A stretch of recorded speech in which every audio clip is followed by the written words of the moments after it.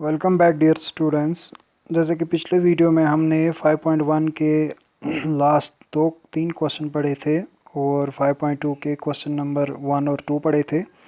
आज एक्सरसाइज 5.2 का question number 3 हम पढ़ने जा रहे हैं। Write the following fractions as mixed fraction. कहने का मतलब है जो यहाँ पर फ्रैक्शनल नंबर्स दिए हैं इनको हमें मिक्स्ड फ्रैक्शन में कन्वर्ट करना है। तो मिक्स्ड फ्रैक्शन बनाने का आसान तरीका क्या है? मिक्स्ड फ्रैक्शन बनाने का आसान तरीका है उन्हें डिवाइड करना। सिंपल डिवाइड जो हम करते हैं, लॉन्ग डिवीजन मेथड जो है हमारा पहला पार्ट 225/11, उसको यहाँ पर मैंने डिवाइड किया हुआ है जैसा कि आप देख रहे हैं। तो डिवाइड किया हुआ है और वहाँ पर आंसर हमारा क्या आता है? 20 क्वोशंट आता है और 5 रिमाइंडर आता है। लेकिन यहाँ पर आपको एक चीज़ याद रखने की ज़रूरत है, ये चीज़ें जो है जब हम मिक्स्ड फ्रैक्शन बनाते हैं इनके नाम बदल जाते हैं। और उसके बाद 225 बाई जैसे 11 डिवाइडेड बाई 225 हमने किया तो आंसर हमारा 20 आ गया और 5 रिमाइंडर आ गया और 11 हमारा डिवाइज़र आ गया। अब इनके नाम किस तरह से बदल जाते हैं? जैसे कि क्वोशंट है तो इसका क्वोशंट होल नंबर होता है, ये होल नंबर बन जाता है, और रिमाइंडर न्यूमरेटर बन जाता है और डिवाइज़र डिनोमिनेटर बन जाता है। तो ये था कि इनके नाम किस तरह बदल जाते हैं। जैसा कि ये आपको याद रखने की ज़रूरत है, डिवाइज़र डिनोमिनेटर बन जाता है, क्वोशंट होल नंबर और रिमाइंडर न्यूमरेटर। रहता तो यही है, बस नाम बदल जाते हैं। जैसे whole number WN, whole number, numerator divided by denominator.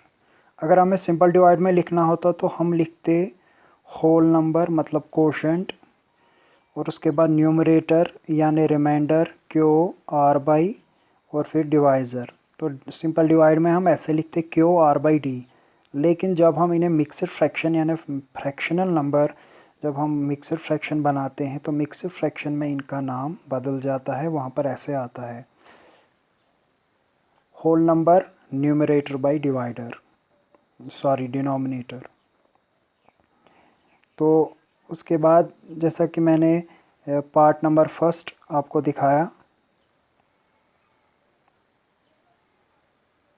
Part number first का आंसर, तो पहले पार्ट का आंसर जैसे आपको दिख रहा है 20 होल नंबर है और 5 न्यूमरेटर है और 11 क्या है? डिनोमिनेटर है। ये आपका आंसर आ गया, बहुत आसान है। उसी तरह दूसरा पार्ट है 25/2, सिंपल डिवाइड करना है और कुछ भी नहीं करना।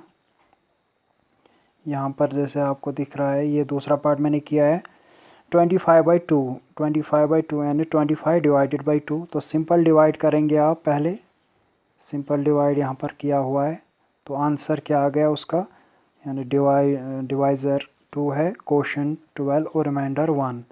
तो जैसा कि ऊपर मैंने आपको फार्मूला दिखाई किस तरह से फिर लिखना है, होल नंबर पहले यानी कि जो 12 है, उसके बाद न्यूमरेटर जो कि 1 है और उसके बाद डिवाइड में डिनोमिनेटर जो कि 2 है।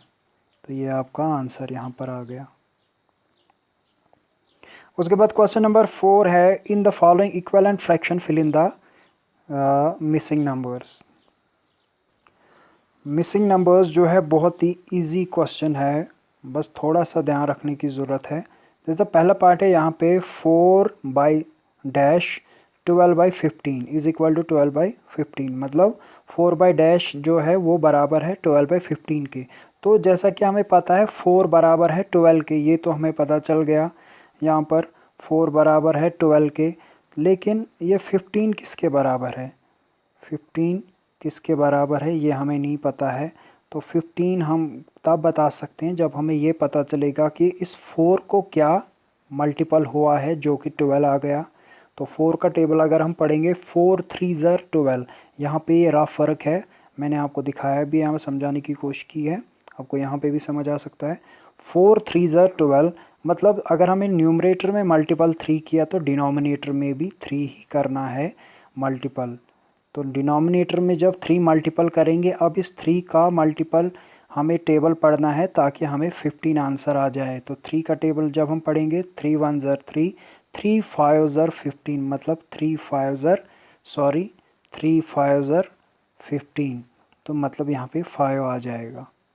मतलब 4 3 ज़र 12, 5 3 ज़र 15, दोनों का मल्टीपल जो है 3 ही रखना है, न्यूमरेटर का भी और डिनोमिनेटर का भी। इसी तरह इसका पार्ट नंबर दूसरा जो है वो है 8 by dash is equal to 56 by 77। 8 को क्या यहाँ पर मल्टीपल हुआ है कि 56 आ गया। 8 का टेबल जब हम पढ़ते हैं तो 8 7 ज़र 56, 8 7 ज़र 56 या हमारे पास आ गया। तो अब हम यहाँ पर हमने 8 को 7 मल्टीपल किया है, 7 जब हमने इसको मल्टीपल किया मतलब हमें डिनोमिनेटर में भी अब 7 ही मल्टीपल करना है। लेकिन इस 7 को किसके साथ मल्टीपल करना है, हमारा जो है 77 आना चाहिए। तो 7 का टेबल पढ़े, 7 11 ज़र 77, मतलब यहाँ पर हमारा 11 आएगा। 7 11 ज़र 77, जैसे मैंने यहाँ पे दिखाया है 8 बाई 11 आंसर, मतलब जो खाली जगह थी 11 उसकी जगह वहाँ पर 11 आ गया, खाली जगह जो जो यहाँ पर खाली स्पेस थी। तो 8 by 11 is equal to 56 by 77। तरीके और भी है इसको मिसिंग नंबर्स को यानी कि इक्वलेंट फ्रैक्शन को बनाने के लिए, लेकिन ये सबसे आसान तरीका है आपके लिए। उम्मीद करता हूँ आपको ये समझ आया होगा। अगर नहीं भी आया होगा तो आप कमेंट करके मुझे बता सकते हैं। इन नेक्स्ट वीडियो मैं आपको दोबारा समझाने की कोशिश करूँगा। अब एक question number 5, reduced into lowest term. Lowest term में रिड्यूस करना है, कोई मुश्किल क्वेश्चन नहीं है, बहुत आसान है ये भी। मतलब बड़ी टर्म को छोटी टर्म में तब्दील करना है। जैसे हमारा पहला पार्ट है इसका 21/35, तो 21/35 को कैसे करना है, 21/35 इसको तरीका है सबसे आसान ये वाला तरीका, SCF का तरीका, यानी कि प्राइम फैक्टराइजेशन मेथड जो होता है, इसके प्राइम फैक्टर्स निकालने हैं। तो सबसे पहले एक एक टर्म के, सबसे पहले हम 21 के निकालेंगे। जैसे ये 21 है, 2 से शुरू करेंगे, छोटा प्राइम फैक्टर 2, तो 2 से तो होता नहीं, फिर क्या करेंगे 21/3 से होगा, 3 7 ज़र 21, अब 7 को तो किसी से होगा नहीं, 7 1 ज़र 7, यानी कि दो ही फैक्टर हमारे पास आ गए इसके, ये 3 और 7, तो ये हमारे पास इसके दो फैक्टर आ गए। उसके बाद 35 के फैक्टर निकालिए, 3 से न 2 से होगा, सीधा 5 से ही होगा। अगर सिर्फ प्राइम नंबर्स से करना है, 5 7 ज़र 35, 7 1 ज़र 7, इसमें भी हमारे पास दो फैक्टर आ गए, 1 लिखने की ज़रूरत नहीं है। 5 और 7 दो फैक्टर हमारे पास आ गए, इसमें भी 5 और 7।